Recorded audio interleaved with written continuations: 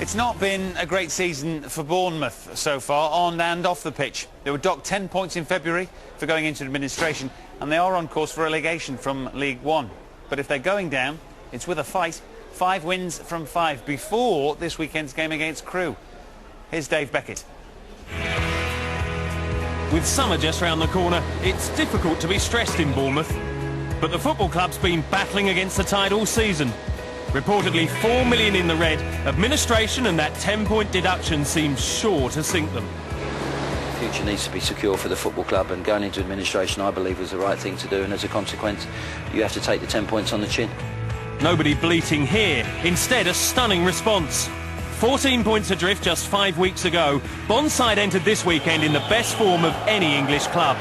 5 successive victories, with 2 playoff chasers and the champions Swansea among their victims.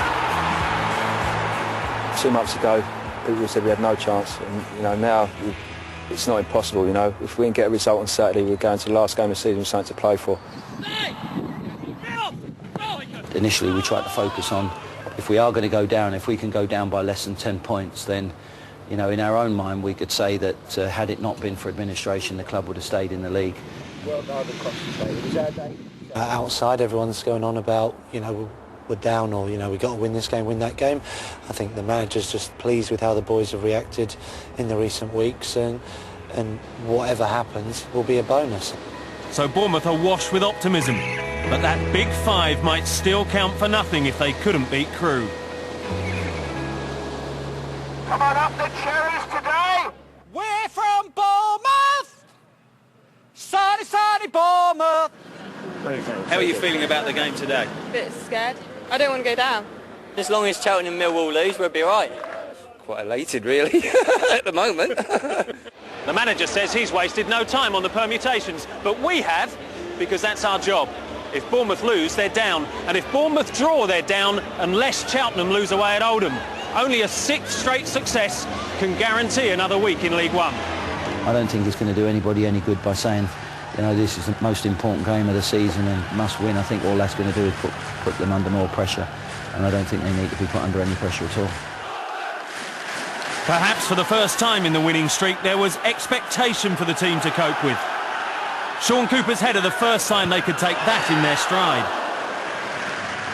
The Bournemouth spirit summed up by winger Maxi Gradle, unexpectedly back from France after a family bereavement to rejoin the fight. Sam Vokes got a toe to his cross. It looked promising for the home side. Gradle's on loan from Leicester, but adored at his adopted club for his ability to make things happen. Another terrific run had Crewe in trouble.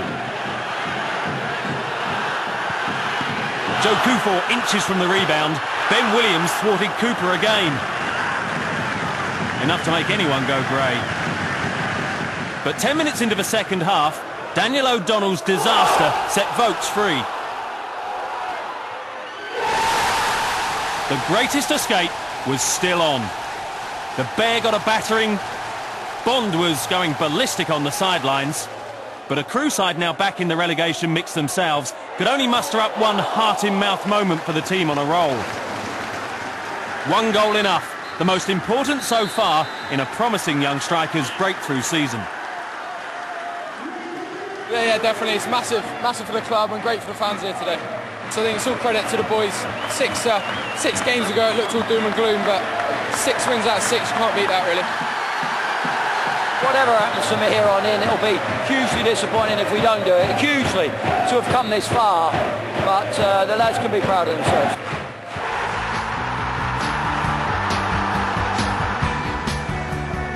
Gillingham are just hanging on to their League One status, and they were ahead inside 2 minutes through Gary Richards. Gillingham couldn't make the